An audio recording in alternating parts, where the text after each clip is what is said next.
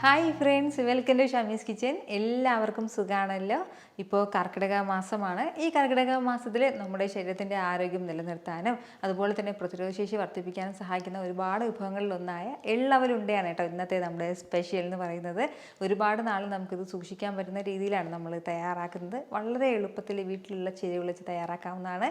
എന്നാൽ ശരി, ഇതെങ്ങനെ ഉണ്ടാക്കുന്നതെന്ന് വേഗം ഒന്ന് കണ്ടു നോക്കിയാലോ. നമ്മുടെ ഈ എള്ളവലുണ്ട തയ്യാറാക്കാനായിട്ട് ആദ്യം നമുക്ക് വേണ്ടത് എള്ളാണ്. ഇപ്പോൾ ഞാൻ കറുത്ത എള്ളാണ് കേട്ടോ എടുത്തിട്ടുള്ളത്. ഇതുപോലെ കറുത്ത എള്ളാണ് എടുത്തിട്ടുള്ളത്. 1 കപ്പ് അളവിലാണ് കേട്ടോ നമുക്ക് ഈ ഒരു എള്ള് വേണ്ടത്. അപ്പോൾ ഞാനിപ്പോൾ ഇതുപോലത്തെ ഒരു മെഷറിംഗ് കപ്പ് എടുത്തിട്ടുണ്ട്. ഇപ്പോൾ ഈ ഒരു കപ്പിനാണ് 1 കപ്പ് അളവിൽ എടുക്കുന്നത്. ഇതുപോലെ 1 കപ്പ് നിറയെ ഞാനിപ്പോൾ എള്ള് എടുത്തിട്ടുണ്ട്. ഈ എള്ളിൽ അത്യാവശ്യം പൊടിയൊഴുക്കൊക്കെ ഉണ്ടാവും. അതിൻ്റെ പേരിൽ നമ്മൾ നന്നായിട്ട് ഇതൊന്ന് കഴുകിയെടുക്കണം കേട്ടോ. അപ്പോൾ ഒരു ബൗളിലേക്ക് ഇതൊന്ന് മാറ്റുകയാണേ. ഇനി ഇതിലേക്ക് 2-3 തവണ വെള്ളം ചേർത്തിട്ട് നല്ല രീതിക്ക് തന്നെ കഴുകിയെടുത്തിട്ട് നമുക്കിതൊരു അരിപ്പയിലേക്ക് മാറ്റാം കേട്ടോ. ഇപ്പോൾ നമ്മുടെ എള്ള് ഞാനിപ്പോൾ നന്നായിട്ട് 2-3 വെള്ളത്തിലൊന്ന് കഴുകിയെടുത്തിട്ടുണ്ട്. ഈ കഴുകിയെടുത്ത എള്ള് ഉടൻ തന്നെ നമ്മളൊന്ന് വറുക്കാൻ വേണ്ടി എടുത്തേക്കണം. അതായത് ആ വെള്ളം ഒന്ന് തോർന്നതും ഉടൻ തന്നെ നമ്മളൊന്ന് വറുക്കാൻ എടുത്തേക്കണം. കുറച്ച് സമയം അധികം ആയിപ്പോയാൽ അത് നന്നായിട്ട് സോഫ്റ്റ് ആയി തുടങ്ങും. അതിൻ്റെ പേരിലാണ് ഞാനിപ്പോൾ ഫ്ലെയിം ഓണാക്കി ഒരു കടായി അടുപ്പത്തേക്ക് വെക്കുകയാണേ. ഇനി നമ്മുടെ ഈ കടായി നന്നായിട്ടൊന്ന് ചൂടായി കഴിയുമ്പോഴത്തേക്കും ഇതിലേക്ക് നമ്മൾ കഴുകി മാറ്റി വെച്ചിരിക്കുന്ന എള്ള് ചേർക്കാം. ഫ്ലെയിം ഒന്ന് മീഡിയത്തിൽ വെച്ചിട്ട് നല്ല രീതിക്ക് നമുക്കൊന്ന് വറുത്ത് കൊടുക്കാം കേട്ടോ. ആദ്യത്തെ ഒരു 1-2 മിനിറ്റ് ഈ വെള്ളം കംപ്ലീറ്റ് ആയിട്ടൊന്ന് ഡ്രൈ ആകാൻ വേണ്ടിയിട്ട് സമയമെടുക്കും. അതിനുശേഷം മാത്രമേ നമ്മുടെ എള്ള് നന്നായിട്ടൊന്ന് മുരിഞ്ഞ് തുടങ്ങത്തുള്ളൂ. ഏകദേശം ഒരു 2 മിനിറ്റോളം ഒന്ന് വറുത്ത് കൊടുത്തപ്പോഴത്തേക്കും നമ്മുടെ ആ ഒരു എള്ളിൻ്റെ ആ ഒരു നനവൊക്കെ ഒന്ന് മാറി കിട്ടിയിട്ടുണ്ട്. ഇതുപോലെ നല്ല ഫ്രഷ് എള്ള് പോലെ കിട്ടിയിട്ടുണ്ട് കേട്ടോ. ഇനി നമുക്ക് ഒരു 3 മിനിറ്റ് കൂടി ഒന്ന് വറുക്കേണ്ടതായിട്ടുണ്ട്. ഒരുപാട് സമയമായിട്ട് എള്ള് വറുക്കരുത്, പെട്ടെന്ന് എള്ള് മുരിഞ്ഞ് കിട്ടുന്നതാണ്. ഒരുപാട് സമയത്ത് നമ്മൾ വറുക്കുകയാണെന്നുണ്ടെങ്കിൽ നമ്മൾ ഉണ്ടാക്കുന്നതിൻ്റെ ആ ടേസ്റ്റ് പാടെ മാറിപ്പോകും. അതിൻ്റെ പേരിലാണ് ഞാൻ എടുത്ത് പറയുന്നത്. ഒരല്പസമയം ഒന്ന് വറുത്ത് കൊടുത്തപ്പോഴത്തേക്കും നമ്മുടെ എള്ളെല്ലാം നന്നായിട്ട് റെഡിയായി വരുന്നുണ്ട്. ഇപ്പോൾ ഇങ്ങനെ ചെറുതായിട്ട് ഇങ്ങനെ ഒരു പൊടിപൊടാന്നൊരു സൗണ്ട് കേൾക്കുന്നില്ലേ? ഇതാണ് അതിൻ്റെ ഒരു കറക്റ്റ് പരുവം എന്ന് പറയുന്നത്. ഇനി ഒരുപാട് സമയത്ത് നമ്മൾ വറുക്കാൻ നിൽക്കരുത് കേട്ടോ. ഇനി നമുക്ക് ഫ്ലെയിം ഓഫ് ആക്കാവുന്നതാണ്. ഇനി നേരെ തന്നെ മറ്റൊരു പാത്രത്തിലേക്ക് മാറ്റാം. ഇതിപ്പോൾ അത്യാവശ്യം അടിക്കട്ടിയുള്ള പാത്രമാണ്. അതിൻ്റെ പേരിൽ ഈ പാത്രത്തിൽ ഇട്ടിട്ടുണ്ടെങ്കിൽ ഇത് നന്നായിട്ട് മുരിഞ്ഞു പോകും. നമ്മൾ ഇനി വെച്ചിരിക്കുകയാണെന്നുണ്ടെങ്കിൽ നേരെ തന്നെ മറ്റൊരു പ്ലേറ്റിലേക്ക് മാറ്റുകയാണ്. ഇനി അടുത്ത് നമുക്ക് വറുക്കേണ്ടത് കപ്പലണ്ടിയാണ്. ഞാനിപ്പോൾ 1/2 കപ്പ് നിറയെ തന്നെ കപ്പലണ്ടി എടുത്തിട്ടുണ്ട്. വറുത്ത കപ്പലണ്ടിയാണ്. വറുത്തതോ വറുക്കാത്തതോ എടുക്കാം. ഏതാണെങ്കിലും നമ്മളിതുപോലെ ഒന്ന് വറുത്ത് തന്നെ തയ്യാറാക്കണം കേട്ടോ. വീണ്ടും ഒന്നും കൂടി. അപ്പോൾ ഞാനിപ്പോൾ എടുത്തിട്ടുള്ള ഈ കപ്പലണ്ടി നന്നായിട്ട് ഇങ്ങനെ വറുത്തെടുക്കാം. ഏകദേശം ഒരു 3 മിനിറ്റോളം നന്നായിട്ട് ഞാനൊന്ന് വറുത്ത് കൊടുത്തിട്ടുണ്ട്. നല്ല രീതിക്ക് നമ്മുടെ നിലക്കടലയും മുരിഞ്ഞ് വന്നിട്ടുണ്ട്. ഇനി നമുക്ക് ഫ്ലെയിം ഓഫ് ചെയ്തിട്ട് ഈ നിലക്കടലയെ നമുക്ക് മറ്റൊരു ബോളിലേക്ക് ഒന്ന് മാറ്റാം. അടുത്ത് നമുക്ക് വറുത്തെടുക്കേണ്ടത് അവിലാണ്. അപ്പോൾ അവൽ വന്നിട്ട് ഞാനിപ്പോൾ നല്ല തിന്നായിട്ടുള്ള അവലാണ് കേട്ടോ എടുത്തിട്ടുള്ളത്. നല്ല കട്ടിയായിട്ടുള്ള അവലാണെന്നുണ്ടെങ്കിൽ കട്ടിയായിട്ടുള്ള അവലും എടുക്കാം. 2 കപ്പ് അളവിലാണ് നമുക്ക് അവൽ വേണ്ടത് കേട്ടോ. അപ്പോൾ കുറച്ച് കനം കുറഞ്ഞിട്ടുള്ള അവലായതിൻ്റെ പേരിൽ 2 കപ്പ് അളവിലെടുക്കുകയാണ്. ഇതുപോലെ 1 കപ്പ്, കൂടെ തന്നെ 1 കപ്പും കൂടി 2 കപ്പ് അളവിൽ അവലും ചേർത്തിട്ടുണ്ട്. ഇനി നമുക്ക് ഇതും കൂടി ഒന്ന് വറുത്തെടുക്കണം. നന്നായിട്ട് ഇങ്ങനെ മുരിഞ്ഞ് കിട്ടണം. നിങ്ങൾക്കറിയാമല്ലോ, നമ്മുടെ അവൽ ഒന്ന് മുരിഞ്ഞ് കിട്ടാനായിട്ട് 2 മിനിറ്റിൻ്റെ ധാരാളം മതിയാവും. നല്ല രീതിക്കൊന്ന് വറുത്തെടുക്കാം. വെള്ള അവലാണ് ഇപ്പോൾ നമ്മുടെ കൈവശമുള്ളതെങ്കിൽ വെള്ള അവൽ തന്നെ എടുക്കാം. ഇപ്പോൾ ഇങ്ങനത്തെ ഒരു മട്ടയുടെ അവൽ തന്നെ, കളർ തന്നെ അവൽ തന്നെ വേണമെന്ന് നിർബന്ധമൊന്നുമില്ല കേട്ടോ. ഏത് അവലാണുള്ളത് അത് തന്നെ എടുക്കാവുന്നതാണ്. ഇപ്പോൾ നമ്മുടെ അവൽ നന്നായിട്ട് ഇന്നൊന്ന് മുരിഞ്ഞ് കിട്ടിയിട്ടുണ്ട്. ഇത് നമുക്ക് മറ്റൊരു ബോളിലേക്കൊന്ന് മാറ്റാം. ഇനി അടുത്ത് നമുക്ക് വറുത്തെടുക്കേണ്ടത് പൊട്ടുകടലയാണ്. അത് നമ്മൾ മിക്സിയിലൊക്കെ കിടക്കിൽ പൊട്ടുകടല, ആ ഒരു കടലയാണ് കേട്ടോ ഇത്. ഞാനിപ്പോൾ ഒരു 1/4 കപ്പ് അളവിൽ എടുത്തിട്ടുണ്ട്. ഒരുപാട് നമുക്ക് ആവശ്യമായിട്ടില്ല. അപ്പോൾ ഈ കടലയും ചേർത്തിട്ട് നന്നായിട്ടൊന്ന് വറുത്തെടുക്കണം.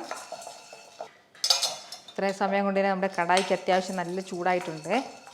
അപ്പോൾ നല്ല രീതിക്ക് ഇതൊന്ന് വറുത്തെടുക്കാം. ഇപ്പോൾ നമ്മുടെ പൊട്ടുകടലയും നന്നായിട്ട് തന്നെ ഒന്ന് മുരിഞ്ഞ് കിട്ടിയിട്ടുണ്ട്. ഇനി ഞാൻ ഫ്ലെയിം ഒന്ന് ഓഫ് ആക്കുകയാണ്. അപ്പോൾ ഇത്രയും ആയിക്കഴിഞ്ഞാൽ ഇനി നമുക്ക് ബാക്കി കാര്യങ്ങളൊക്കെ ഒന്ന് പൊടിച്ചെടുക്കണം. അപ്പോൾ ആദ്യം നമുക്ക് പൊടിച്ചെടുക്കേണ്ടത് നമ്മുടെ എള്ളാണ്. എള്ളിപ്പം ചെറിയ രീതിയിലൊന്ന് തണുത്ത് കിട്ടിയിട്ടുണ്ട്. ഇതൊരു മിക്സിയുടെ ജാറിലേക്ക് മാറ്റി നന്നായിട്ട് ഇനി ഒന്ന് പൊടിച്ചെടുക്കാം. നമ്മുടെ എള്ളിപ്പോൾ നന്നായിട്ട് തന്നെ ഒന്ന് പൊടിച്ചെടുത്തിട്ടുണ്ട്. മിക്സിയുടെ ജാറിലേക്ക് മാറ്റിയിട്ട് ചെറിയ തരിതരിപ്പോട് കൂടിയിട്ടാണ് അതായത് ഇതുപോലെയാണ് ഒന്ന് പൊടിച്ചെടുത്തിട്ടുള്ളത്. അപ്പോൾ ഈ ഒരു രീതിക്കൊന്ന്, അതായത് ഒരുപാടിട്ട് നമ്മൾ പൊടിക്കുകയാണെന്നുണ്ടെങ്കിൽ ആ എള്ളിൽ നിന്ന് എണ്ണ വരാൻ തുടങ്ങും. അതിൻ്റെ പേരിൽ നല്ല ഫൈനായിട്ട് പൊടിച്ച് കളയരുത്. ചെറിയ തരിതരിപ്പോട് കൂടിയിട്ട് പൊടിച്ചെടുക്കാം. അത് നമുക്കൊരു ബൗളിലേക്ക് മാറ്റാം. കൂടെ അതുപോലെ പൊടിച്ചെടുത്തിട്ടുള്ളത് നമ്മുടെ അവലും കൂടിയാണ്. അപ്പോൾ അവൽ നമുക്ക് കൈ വെച്ചിട്ട് വേണമെങ്കിൽ നന്നായിട്ടൊന്ന് പ്രസ് ചെയ്തെടുക്കാവുന്നേ ഉള്ളൂ. കാരണം നന്നായിട്ട് നമ്മൾ അവൽ മുരിച്ച് കഴിഞ്ഞാൽ പെട്ടെന്ന് തന്നെ പപ്പടം പോലെ ഇങ്ങനെ പൊടിഞ്ഞ് വരും. അതെല്ലാം മിക്സിയുടെ ജാറിലേക്ക് മാറ്റിയിട്ട് ഇതുപോലെ ചെറിയ ചെറിയ തരിപ്പോട് കൂടിയിട്ട് ഒന്ന് പൊടിച്ചെടുക്കാം കേട്ടോ. നമ്മൾ കട്ടിയുള്ള അവലാണ് ഉപയോഗിക്കുന്നതെങ്കിൽ ഉറപ്പായിട്ടും മിക്സിയുടെ ജാറിലേക്ക് മാറ്റി തന്നെ ഒന്ന് പൊടിച്ചെടുക്കണം. പിന്നെ ഇനി വേണ്ടത് നിലക്കടലയാണ്. നിലക്കടല നമുക്ക് ഇങ്ങനെ മുഴുവനും ചേർക്കുന്നവർക്ക് ചേർക്കാം, അതല്ല ചെറിയ രീതിയിലൊന്ന് ക്രഷ് ചെയ്ത് ചേർക്കണമെങ്കിൽ ചെറുതായിട്ടൊന്ന് ക്രഷ് ചെയ്ത് ചേർക്കാം കേട്ടോ. ഇപ്പം ഞാനിപ്പോൾ ചെറിയ രീതിയിലൊന്ന് ക്രഷ് ചെയ്തിട്ടാണ് ചേർക്കുന്നത്. പൊടിച്ചെടുത്ത നിലക്കടലയും നമുക്കിതിലേക്ക് ചേർക്കാം. അപ്പോൾ ഒരുപാട് ഫൈനായിട്ട് പൊടിക്കണ്ട കേട്ടോ, എങ്കിൽ പിന്നെ അതായത് നല്ല പൊടിയായിട്ട് അങ്ങ് പൊടിഞ്ഞു പോകും. ഇങ്ങനെ ചെറിയ രീതിക്ക് നമുക്ക് കഴിക്കുമ്പോൾ കടിക്കാൻ കിട്ടുന്നതാണ് കൂടുതൽ ടേസ്റ്റ്. അപ്പോൾ ഞാൻ ഈ ഒരു രീതിക്ക് ഒന്ന് പൊടിച്ചെടുത്തിട്ടുള്ളേ. അപ്പോൾ ഇതിൻ്റെ കൂടെ തന്നെ നമ്മുടെ പൊട്ടുകടലയും ചേർക്കാം. ആ പൊട്ടുകടല നമ്മൾ പൊടിക്കുന്നില്ല, അത് അങ്ങനെ തന്നെ മുഴുവനെ ചേർക്കുകയാണ് കേട്ടോ. ഇത്രയും ചേർത്ത് നല്ല രീതിക്ക് ഇതൊന്ന് മിക്സ് ചെയ്ത് കൊടുക്കണം. ഇതുപോലെ നന്നായിട്ടിനെ ഞാൻ യോജിപ്പിച്ചെടുത്തിട്ടുണ്ട്. ഇനി ഇതിലേക്ക് നമുക്ക് വേണ്ടത് ഒരു 1/2 ടീസ്പൂൺ അളവിൽ ഏലക്ക പൊടിച്ചെടുത്തിട്ടുണ്ട്. ഏലക്ക മാത്രം പൊടിച്ചതാണ്. മുഴുവൻ ഏലക്കയാണെന്നുണ്ടെങ്കിൽ ഒരു 3-4 ഏലക്ക നന്നായിട്ടൊന്ന് ചതച്ച് ചേർക്കാവുന്നതാണ്. പിന്നെ ഇതിലേക്ക് വേണ്ടത് ചെറിയ ജീരകം പൊടിച്ചതാണ്. വറുത്ത് പൊടിച്ച ചെറിയ ജീരകം വേണം കേട്ടോ ചേർക്കാനായിട്ട്. ഒരു 1/4 ടീസ്പൂൺ അളവിൽ ഇതുപോലെ ഈ ഒരു അളവിലാണ് കേട്ടോ ഞാനിപ്പോൾ ഇതിലേക്ക് ചെറിയ ജീരകം പൊടിച്ച് ചേർക്കുന്നത്. അതുപോലെ കൂടെ വേണ്ടത് 1/4 ടീസ്പൂൺ അളവിൽ ചുക്ക് പൊടിയും കൂടിയാണ്. അപ്പോൾ ഈ പൊടികളൊന്നും സ്കിപ്പ് ചെയ്യാതെ ഒന്ന് ചേർത്തേക്കണം കേട്ടോ. അപ്പോൾ ഇത്രയും പൊടികളും ചേർത്തിട്ട് വീണ്ടും ഒന്ന് മിക്സ് ചെയ്ത് കൊടുക്കുകയാണ്. അപ്പോൾ ഇത്രയും ആയിക്കഴിഞ്ഞാൽ ഇനി ഇതിലേക്ക് വേണ്ടത് ശർക്കര പാനിയാണ് കേട്ടോ. അപ്പോൾ ഞാനിപ്പോൾ ഉപയോഗിക്കുന്നത് ശർക്കരയല്ല, കരിപ്പട്ടിയാണ് കേട്ടോ ഇതിലേക്ക് ഉപയോഗിക്കുന്നത്. ഞാനിപ്പോൾ എടുത്തിട്ടുള്ളത് ഇതുപോലെ അത്യാവശ്യം വലിയ കരിപ്പട്ടിയാണ് കേട്ടോ. ഇതിപ്പോൾ 1/2 കിലോയുടെ കരിപ്പട്ടിയാണ്. ഈ 1/2 കിലോ അളവിൽ നമുക്ക് കരിപ്പട്ടി ആവശ്യമായിട്ടില്ല. പകരം ഒരു 380 ഗ്രാം അളവിൽ മാത്രം കരിപ്പട്ടി മതിയാകും. ഇതിൻ്റെ ഒരു 1/4 ഭാഗത്തോളം കരിപ്പട്ടി വേണം കേട്ടോ. അപ്പോൾ അത് നമുക്ക് ഒന്ന് എടുത്തിട്ട് പീസാക്കി എടുത്തിട്ട് ഒന്ന് അലിയിച്ചെടുക്കാം. കരിപ്പട്ടിക്ക് പകരം ശർക്കരയിലും തയ്യാറാക്കാം, പക്ഷേ എപ്പോഴും കുറച്ചുകൂടി ഉള്ളത് ഹെൽത്തി ആയിട്ടുള്ളത് കരിപ്പട്ടിയിൽ തയ്യാറാക്കുമ്പോഴാണ് കേട്ടോ. ഇപ്പോൾ നമ്മുടെ ഈ കരിപ്പട്ടി ഈ ഒരു അളവിലാണ് കേട്ടോ എടുത്തിട്ടുള്ളത്. ഒരു 1/4 ഭാഗത്തോളം അളവിൽ ഞാനിപ്പോൾ എടുത്തിട്ടുണ്ട്. ഇനി ഇതിലേക്ക് നമുക്ക് 1.25 കപ്പ് അളവിലാണ് വെള്ളം ചേർത്ത് കൊടുക്കേണ്ടത്. ഇതുപോലെ ഈ ഒരു അളവിൽ വെള്ളം ചേർക്കുകയാണേ. ഇനി ഇത് നന്നായിട്ട് എന്നെ ഒന്ന് തിളച്ച് വരട്ടെ. അതായത് നമ്മുടെ കരിപ്പട്ടിയൊക്കെ നന്നായിട്ട് എന്നെ ഒന്ന് അലിഞ്ഞ് കിട്ടണം. കരിപ്പട്ടി എന്ന് പറയുന്നത് നമ്മുടെ പനയിൽ നിന്ന് കിട്ടുന്നതാണ് കേട്ടോ. ആ ഒരു പനക്കരിപ്പട്ടിയാണിത്. നമ്മൾ അങ്ങാടി കടകളിലും സൂപ്പർ മാർക്കറ്റിലൊക്കെ കിട്ടുന്നതാണ് കേട്ടോ. അപ്പോൾ ചിലരൊക്കെ ഞാൻ കരിപ്പട്ടിയിൽ റെസിപ്പികൾ തയ്യാറാക്കുമ്പോൾ കരിപ്പട്ടി എന്താണെന്ന് പറഞ്ഞ് കമൻറ്റിൽ ചോദിക്കുന്നവരുണ്ട്. അപ്പോൾ അവർക്ക് വേണ്ടിയിട്ടാണ് കേട്ടോ പറഞ്ഞത്. നന്നായിട്ട് ഇതൊന്ന് ഉരുകി വരട്ടെ. അതായത് ഇപ്പോൾ ഇങ്ങനെ ഒന്ന് തിളയ്ക്കാൻ തുടങ്ങിയിട്ട് ഏകദേശം ഒരു 3-4 മിനിറ്റോളം ആയിട്ടുണ്ട്. നന്നായിട്ട് തന്നെ തിളച്ച് ഒരല്പം ഒന്ന് വറ്റി കിട്ടിയിട്ടുണ്ട് കേട്ടോ. ചെറിയ രീതിക്ക് ഒന്ന് കുറുകി വന്നിട്ടുണ്ട്. അപ്പോൾ ഇത് ഇത്രയും തന്നെ മതിയാകും. ഞാനിപ്പോൾ ഫ്ലെയിം ഓഫ് ചെയ്യാണ്. ഇതിലിപ്പോൾ അത്യാവശ്യം പൊടിയും അഴുക്കൊക്കെ ഉണ്ടാകും. അതിൻ്റെ പേരിൽ നമ്മളിതൊന്ന് അരിച്ച് വേണം അതിലേക്ക് ചേർക്കാനായിട്ട്. അപ്പോൾ ആദ്യം തന്നെ കംപ്ലീറ്റ് ആയിട്ട് അങ്ങ് ചേർക്കരുത്. ഒരു പകുതി അളവിൽ ചേർത്ത് കഴിഞ്ഞ് മിക്സ് ചെയ്തിട്ട് മാത്രം, അതായത് പിന്നീട് കൂടുതൽ വേണമെന്നുണ്ടെങ്കിൽ മാത്രം കൂടുതൽ ചേർക്കാവുന്നതാണ്. അപ്പോൾ വേറൊരു തവി കൊണ്ട് നമുക്കിതൊന്ന് ഇതിലേക്ക് ഒഴിക്കാം.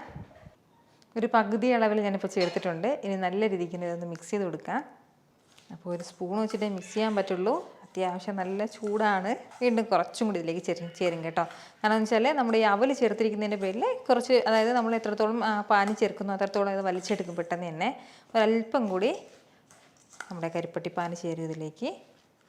ഏകദേശം ഒരു 1/4 കപ്പ് അളവിൽ മാത്രമേ ഇനി ബാക്കിയുള്ളൂ കേട്ടോ. പക്ഷേ നമ്മുടെ കരിപ്പട്ടി പാനി വേണമെന്നുണ്ടെങ്കിൽ ചേർക്കാവുന്നതാണ്.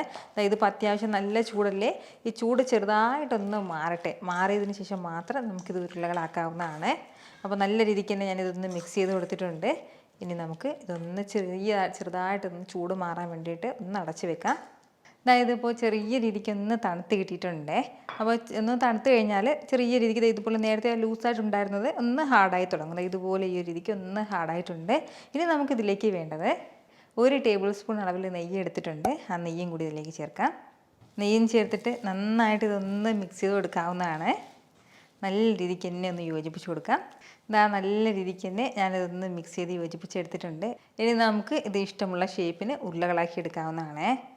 അപ്പോൾ ഞാനിപ്പോൾ ഇതുപോലെ ഈ ഒരു വലുപ്പത്തിലുള്ള ഉരുളയാണ് കേട്ടോ ഉണ്ടാക്കിയെടുക്കുന്നത്. ഇതുപോലെ ഈ ഒരു രീതിക്ക് ഉരുളാക്കി എടുത്തിട്ടുണ്ട്. ഒരുപാട് വലിയ സൈസും വേണ്ട, തീരെ ചെറിയ സൈസും വേണ്ട, ഒരു മീഡിയം വലുപ്പത്തിനാണ് കേട്ടോ ഉരുളാക്കി എടുത്തിട്ടുള്ളത്. ഇതുപോലെ തന്നെ നമുക്ക് ബാക്കിയുള്ളതും പെട്ടെന്ന് തന്നെ ഉരുളകളാക്കി മാറ്റാം. ഞാനിപ്പോൾ ഇതിൽ തേങ്ങ ചേർത്തിട്ടില്ല കേട്ടോ. തേങ്ങ ചേർക്കണം എന്നുള്ളവർക്ക് തേങ്ങ ചേർക്കാവുന്നതാണ്.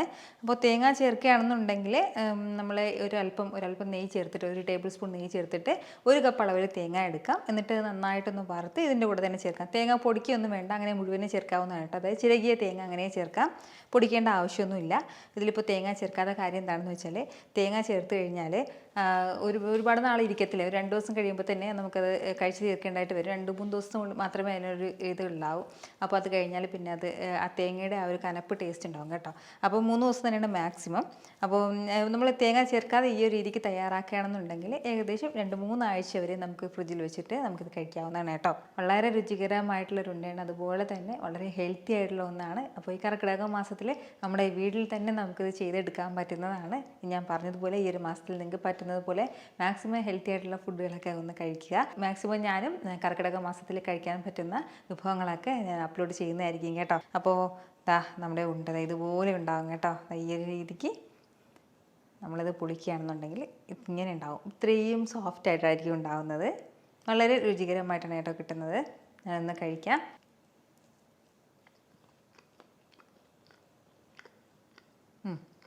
ഒരു വ്യത്യസ്തമായ ടേസ്റ്റാണ് കേട്ടോ നമ്മുടെ ഈ ഒരു അയളവിലുണ്ട് കിട്ടുന്നത്. അതായത് നമ്മുടെ നിലക്കടലിലെ രുചി ഉണ്ടാവും, അതുപോലെ തന്നെ പൊട്ടുകടലിലെ രുചി ഉണ്ടാവും. അതൊക്കെ കുറച്ച് ക്രിസ്പി ആയിട്ടാണ് ഉണ്ടാകുന്നത്. അതുപോലെ തന്നെ നമ്മുടെ എള്ളൊക്കെ നന്നായിട്ടൊന്ന് അരഞ്ഞിട്ടുള്ളതിൻ്റെ പേരിൽ ആ ഒരു ടേസ്റ്റ് നന്നായിട്ട് ഫ്രണ്ട് ഉണ്ടാകും കേട്ടോ. ആ ഒരു നെയ്യിൻ്റെ ടേസ്റ്റ് ഉണ്ട്, ഫ്ലേവറുണ്ട്, നമ്മുടെ ചുക്കുപൊടിയുടെ ഫ്ലേവറൊക്കെ കിട്ടുന്നുണ്ട് കേട്ടോ. ട്രൈ ചെയ്ത് നോക്കുന്നവരൊക്കെ ഒന്ന് മറക്കാതെ നിങ്ങളുടെ ഫീഡ്ബാക്ക് കൂടി ഒന്ന് അറിയിച്ചേക്കണം. കാരണം നിങ്ങളുടെ ഫീഡ്ബാക്ക് കാണുമ്പോഴായിരിക്കും അത് മറ്റുള്ളവർക്കും തയ്യാറാക്കി നോക്കണം എന്നുള്ളൊരു പ്രചോദനം ഉണ്ടാകുന്നത്. അപ്പോൾ അടുത്ത വീഡിയോ ആയിട്ട് ഉടൻ വരുന്നതായിരിക്കും. അതുവരേക്കും എല്ലാവരും ഹാപ്പി ആയിട്ടിരിക്കുക, എല്ലാവരും സേഫ് ആയിട്ടിരിക്കുക. Take care dear friends. Tata.